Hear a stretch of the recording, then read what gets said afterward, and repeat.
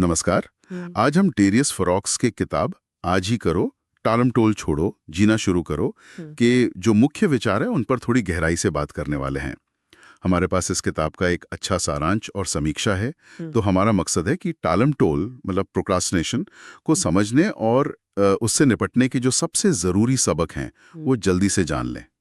हाँ, और शुरुआत करने के लिए लेखक का एक कोट बहुत अच्छा है कि आपको और समय की जरूरत नहीं है, आपको काम करने की जरूरत है। बिल्कुल, बहुत सीधी बात।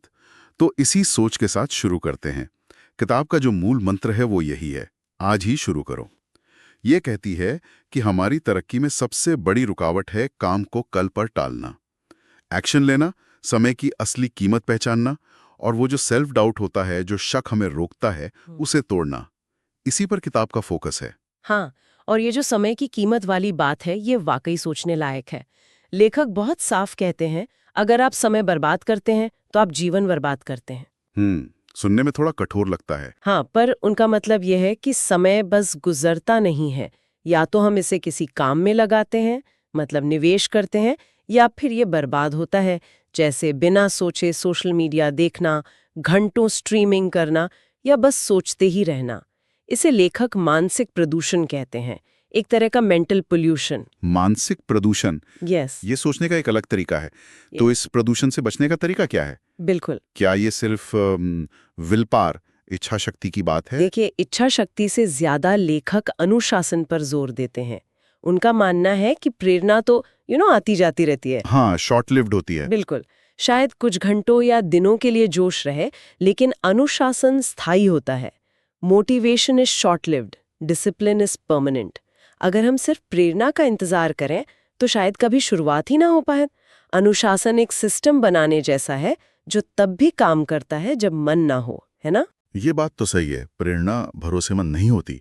लेकिन कई बार लोग इसलिए भी शुरू नहीं कर पाते क्योंकि उन्हें लगता है वो तैयार नहीं है या सब कुछ परफेक्ट होना चाहिए। इसके बारे में लेखक क्या कहते हैं? बिल्कुल, ये परफेक्शनिज्म का जाल है। लोग सोचते हैं, मुझे थोड़ा और सीखना है, या अभी सही समय नहीं है। लेखक इसे टाल-मटोल का ही एक रूप मानते हैं। अच्छा। हाँ, उनका जवाब बहुत सीधा है, अभी शुरू करो, रास्ते में सीखो। मतलब start now, learn on the way. उनका तर्क है कि परफेक्शन एक लक्ष्य हो सकता है, पर शुरुआत करने की शर्त नहीं। पहली सीढ़ी चढ़ना ज्यादा जरूरी है, भले ही वो कदम परफेक्ट ना हो। तो ये फिलॉसफी तो समझ आती है, आज करो, अनुशासन रखो, परफेक्ट होने का इंतजार मत करो। लेकिन क्या किताब इसे करने के कुछ मतलब प्रैक्टिकल तरीके भी बताती है, अनुशासन या रास्ते में सीखने में मदद करने के लिए? हाँ हाँ, बिल्कुल। किताब सिर्फ सिद्धांत नहीं देती, बल्कि रोजमर्रा की जिंदगी में लागू करने लायक सलाह भी देती है। जैसे रोज सोने से पहले अगले दिन की एक छोटी सी टू डू लिस्ट बनाना। इससे सुबह उठकर सोचना नहीं पड़ता कि क्या करना है। फिर सबसे जरूरी या मुश्किल काम दिन में सबसे पहले करना, जब आपकी एनर्जी सबसे ज्यादा होती है। अच्छा, और समय को बेहतर तरीके से इस्तेमाल करने के लिए, जैसे उस मानसिक प्रदूषण से बचने के लिए? उसके लिए पोमोडोरो तकनीक जैसी चीजें सुझाई गई हैं।